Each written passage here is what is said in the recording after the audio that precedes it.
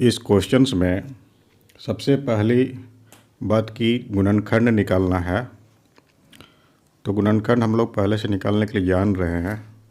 इसके बाद जो होता है इसका शून्यक निकालना है, फिर जो है गुणांकों के बीच इसका संबंध निकालना है। तो ये जो गुणनखंड जो है 2x², फिर -8x और +6 है। तो गुणनखंड निकालने के लिए क्या करना पड़ता है, ये जो टर्म जो होता है और ये जो टर्म होता है इसको गुणा करना पड़ता है। तो गुणा करेंगे तो 2 × 6 इस तरह से हो जाएगा। तो इसको जो होता है अभाज्य गुणनखंड के रूप में लिखना है। तो 2 तो अभाज्य संख्या है, इसका गुणनखंड नहीं होगा, लेकिन 6 का हो सकता है। 2 × 2 × 3 इस तरह से हो सकता है। अब जो ये गुणनखंड जो निकलता है, इसी को ये जो निकला है 3 अंक जो निकला है, इसी के आधार पर जो होता है हमको ये बीच वाला टर्म को लिखना है। तो बीच वाला टर्म में यहाँ पर माइनस है और यहाँ पर प्लस है, तो माइनस माइनस प्लस होता है। मतलब कि यहाँ पर दोनों संख्या में माइनस लगाना है, मतलब जोड़ करके 8 लाना है। तो 3 दूनी 6 और 2 8 हो जाता है। इसीलिए बीच वाला जो टर्म जो होता है 2x² लिखेंगे। यहाँ पर हो गया -2x और -6x और +6 हो जाएगा, इस तरह से हो जाएगा। इसके बाद देखते हैं यहाँ पर जो है दोनों में से कॉमन क्या क्या आता है। इसमें भी 2 है, इसमें भी 2 है, तो 2 कॉमन आ जाएगा, 2 कॉमन हो गया। यहाँ पर x² है, यहाँ पर ओनली x है, तो x कॉमन आ जाएगा इस तरह से। तो यहाँ पर बच गया क्या x, यहाँ पर -1 हो जाएगा इस तरह से। फिर इस दोनों में देखते हैं, यहाँ पर 6 है, यहाँ पर भी 6 है, तो माइनस हो गया 6, ऐसे लिख देंगे। फिर यहाँ पर हो गया x हो गया, यहाँ पर प्लस है, तो माइनस यहाँ पर लगाना, माइनस माइनस प्लस हो जाता है। और 6 कॉमन ले लिया है तो 1 हो जाएगा इस तरह से। अब जो है आगे जो होता है इसमें से x - 1 दोनों में से है, इसीलिए x - 1 ऐसे लिखा जाएगा। और जो है जो बच गया 2x - 6, इसको 2x - 6 ऐसे लिख देंगे, ठीक है। तो अब जो है शून्य के लिए क्या करना पड़ेगा, इसका टर्म को 0 करना पड़ेगा। मान लेते हैं ये जो बहुपद जो है इसको px ऐसे लिख सकते हैं, px = ये होता है। तो शून्य के लिए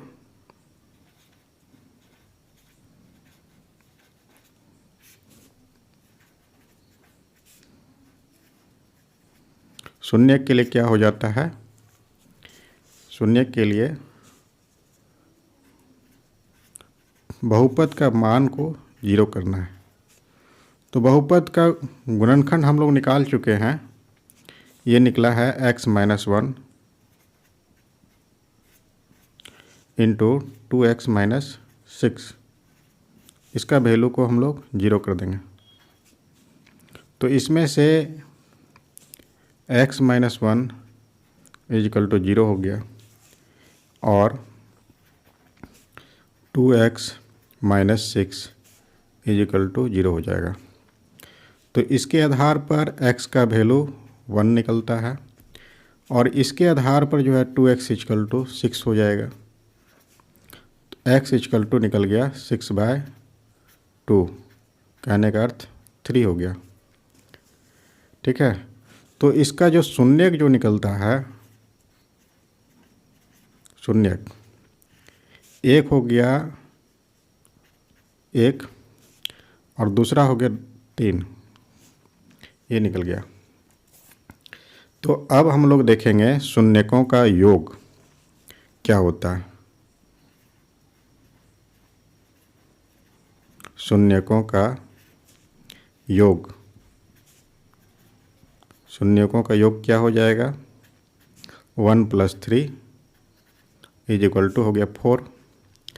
अब हमारे पास जो होता है यहाँ पर बहुपद जो है, बहुपद एक बार लिख देते हैं, फिर से यहाँ पर लिख देते हैं px = हो गया 2x² - 8x और +6। तो इसमें से हम लोग देखेंगे कि 4 हमको लाना है, तो माइनस हो गया और फिर -8 और बटे 2 कर देंगे। ये कैंसिल होकर के 4 आ जाएगा 4 हल करने पर। तो 8 क्या है, तो माइनस हो गया x का गुणांक,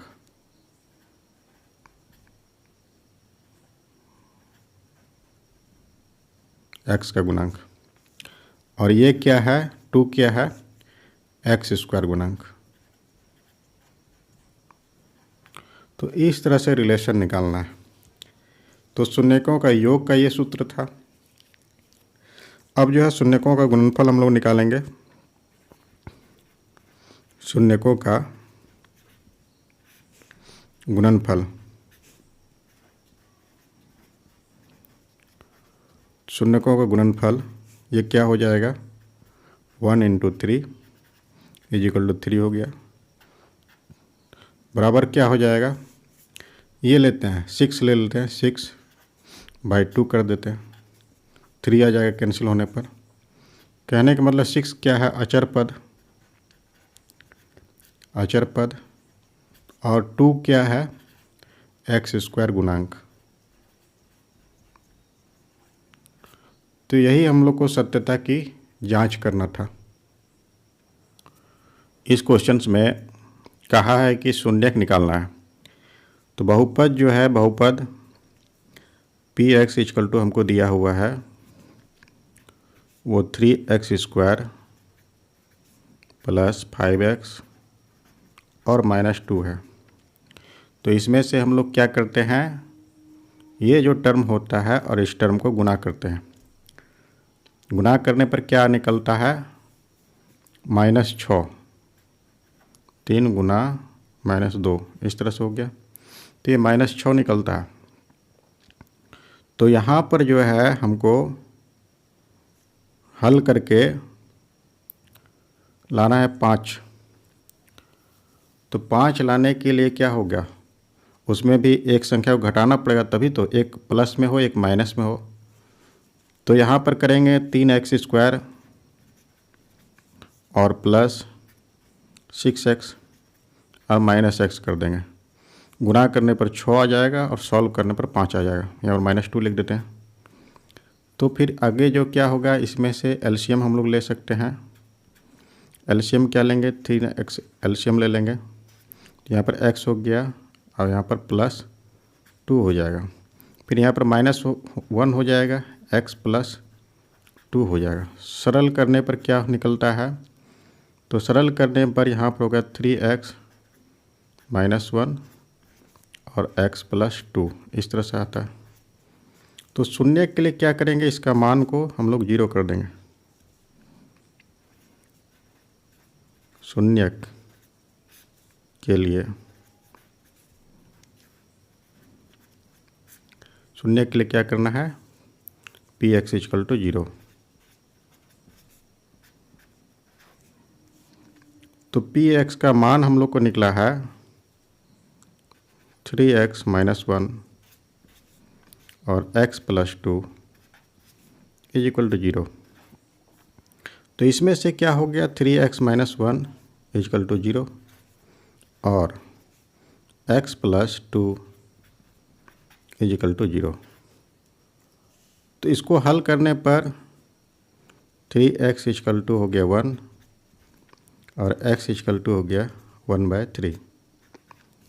और इधर से अगर हल करते हैं तो x = हो गया -2।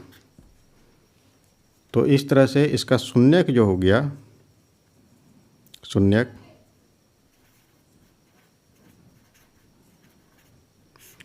हो गया 1/3 एंड -2। तो इसमें से बहुपद जो है, बहुपद को हम लोग मान लेते हैं px = दिया हुआ है x² - 3, ये दिया हुआ है। तो इसमें से क्या करेंगे, तो इसको फॉर्मूला के आधार पर हम लोग हल करेंगे। जैसे x² - y², इसका फॉर्मूला होता है x + y into X minus Y. इस फॉर्मूला के आधार पर इसको हल करना है। तो इसको लिखेंगे कैसे, ये हो गया X square minus root three पर होल स्क्वायर, ऐसे लिख देंगे। तो इसके आधार पर क्या हो जाएगा, एक बार प्लस में लिखना है एक्स प्लस रूट थ्री और एक बार एक्स माइनस रूट थ्री, ऐसे हो जाएगा। इसके बाद जो होता है शून्य के लिए क्या करना है, शून्य के लिए इसका वैल्यू को जीरो कर देंगे, जीरो। तो इसका वैल्यू लिखना है X plus root three into X minus root three is equal to zero.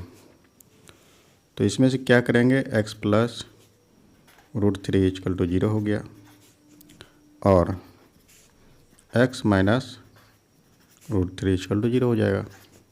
तो यहाँ पर क्या हो गया, X equal to minus root three और यहाँ पर क्या हो जाएगा, X equal to root three plus में हो जाएगा। तो इसका शून्य क्या हो गया,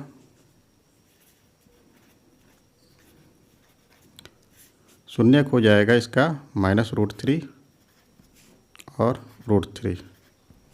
अब आगे का क्वेश्चन से इसमें कहा है इसे गुणांकों और शून्य के बीच में संबंध की सत्यता की जांच करना है। तो उसके लिए हम लोग क्या करेंगे, शून्यकों का योग निकालेंगे।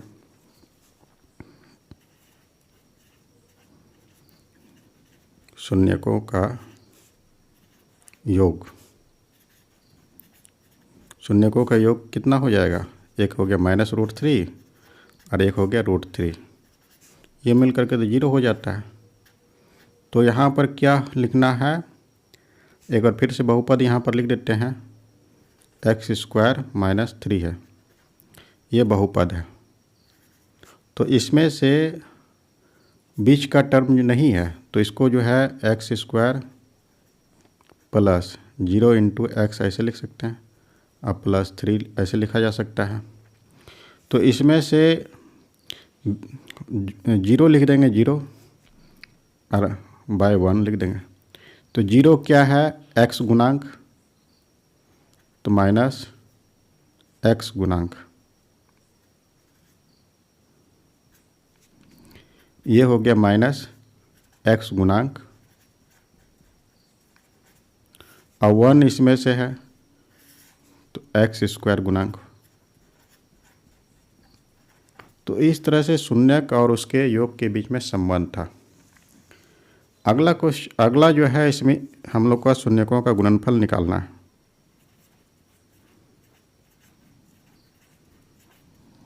शून्यकों का गुणनफल,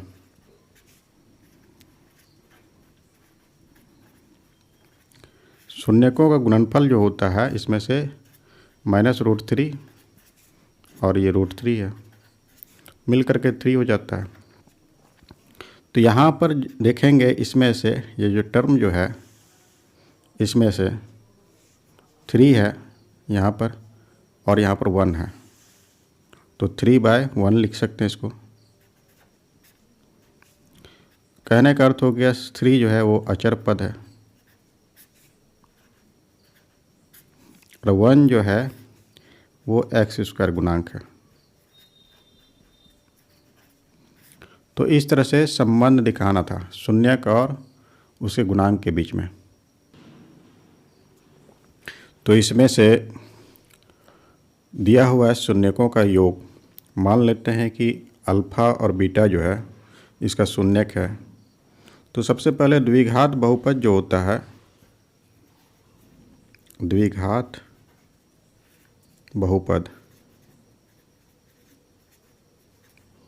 इसका फॉर्म जो होता है वो होता है A x square plus B x plus C होता है।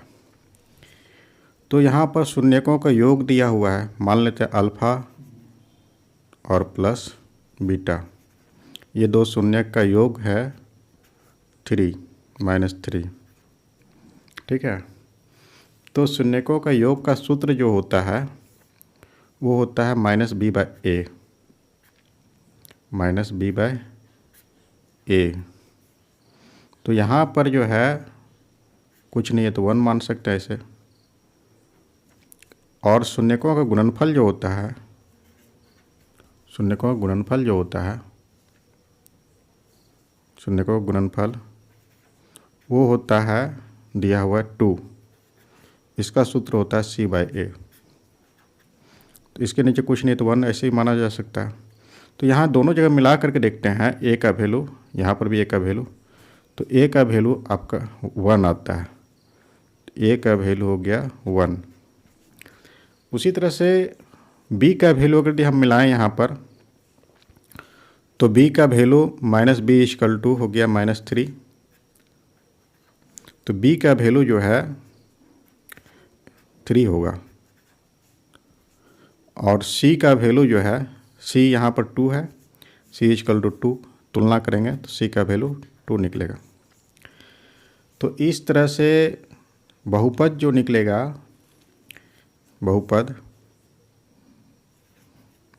बहुपद में क्या करना है, ए का वैल्यू रख देना है और बी का वैल्यू रखना है और सी का वैल्यू। ए का वैल्यू 1 रखेंगे तो 1 × x² हो जाएगा।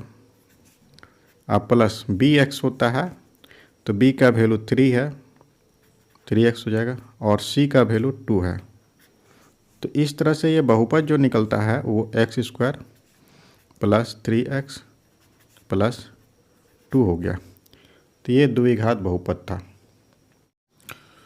तो इस क्वेश्चंस में शून्यक ज्ञात करना है और शून्यक और उसके गुणांकों के बीच संबंध की सत्यता की जांच करना है। तो कोई बहुपद दिया हुआ है, ये त्रिघात बहुपद है। तो हम सभी अध्ययन किए थे कि जैसे त्रिघात बहुपद में शून्यकों की संख्या अधिकतम जो है 3 होगा, द्विघात में 2 होगा और रैखिक समीकरण में शून्यक की संख्या 1 होगा, जिसमें से घात 1 होता है। तो इसी तरह से इसमें से वैल्यू रख करके देखना है x का वैल्यू कि 0 किस में आता है। मान लेते हैं अगर यदि हम 0 रखें x का वैल्यू तो सारा टर्म 0 हो जाएगा, 8 आ जाएगा। 0 नहीं आ रहा है तो ये शून्यक नहीं होगा। फिर 1 रख करके देखेंगे, 1 रखने पर 2 हो जाता है वैल्यू और यहाँ पर हो गया -5 और ये हो गया -14। तो 8 और 2 10 हो गया और ये 19 हो गया। 10 में से -19 करेंगे, 10 में से -19 करेंगे तो -9 निकलता है। 0 आना चाहिए, 0 नहीं आ रहा है। इसी प्रकार से हम जो है वैल्यू -1 रख करके देखते हैं। तो -1 यहाँ पर रखेंगे तो कितना हो जाएगा, 2 × -1 पर होल क्यूब हो गया, -5 × -1 पर स्क्वायर हो गया, फिर माइनस हो गया 14 × -1 हो गया और +8 हो जाएगा। तो देखें कितना इसका वैल्यू आता है, -2 हो गया, -5 हो गया, फिर -14 हो गया और +8 हो गया। इस तरह से तो 8 और 2 10 हो, नहीं 8 ये प्लस में है तो 14 × 5 19, 2 21 हो गया, 21 माइनस में है और +8 हो गया। तो ये नहीं होगा, ठीक है। तो इसी तरह से -1 रखें। अब जो है अब इसमें से वैल्यू 1/2 रख करके देखते हैं, 1/2। तो 1/2 रख करके देखते हैं क्या आता है। तो 2 × 1/2 पर होल क्यूब हो गया, फिर बीच में माइनस हो जाता है 5 × 1/2 पर होल स्क्वायर हो गया, फिर -14 हो गया, फिर 1/2 हो जाएगा इस तरह से और +8 हो जाएगा इस तरह से। तो इसको हल अगर यदि करें हम तो हल करने पर क्या होता है, 2 × 1/8 हो जाएगा इस तरह से, फिर बीच में माइनस हो गया 1/4 हो जाएगा, फिर यहाँ पर -7 हो जाएगा और +8 हो जाएगा इस तरह से। तो ये सॉल्व करने पर 1/4 आता है। तो इसको सरल करके देखेंगे तो ये 1/4 अब माइनस ये हो गया 5/4 और यहाँ पर जो है हल करने पर +1 हो जाएगा इस तरह से, ठीक है। तो इसको एलसीएम लेंगे हम लोग। तो एलसीएम कितना आ जाएगा, 4 आ जाएगा एलसीएम। 1 हो गया, -5 हो जाएगा और +4 हो जाएगा। इस तरह से 5 में से 5 गया 0 हो जाएगा, यहाँ पर 4 होगा तो ये हो जाएगा 0/4। कहने का अर्थ हो गया 0 निकलता है। तो एक शून्य किसका 1/2 हो गया। तो 1/2 हो गया। अब जो है दूसरा शून्य निकालेंगे, इसी तरह से वैल्यू रख करके देखेंगे। अब जो है वैल्यू जो है -2 रखते हैं इसमें से, या फिर जो है इसको भाग दे करके भी हम लोग निकाल सकते हैं विभाजन एलॉगरिथम का प्रयोग करके। तो विभाजन एलॉगरिथम का प्रयोग करके हम लोग निकालते हैं। एक शून्य पता चल गया कि इसका वैल्यू 1/2 है, तो x = 1/2 इसका शून्य है। कहने का अर्थ हो गया इसको हम लोग उधर ले जाएंगे तो x - 1/2 बहुपद का एक गुणनखंड है।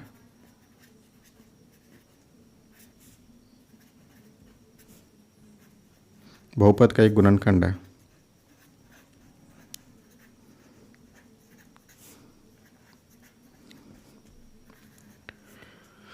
बहुपद का एक गुणनखंड है, तो इसको हल करने पर कितना आ जाएगा, ये हो जाएगा 2x - 1/2, मतलब कि 2x - 1 बहुपद का एक गुणनखंड हो जाएगा।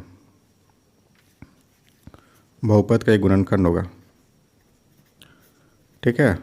और दूसरा गुणनखंड हमको प्राप्त करना है, तो 2x - 1 से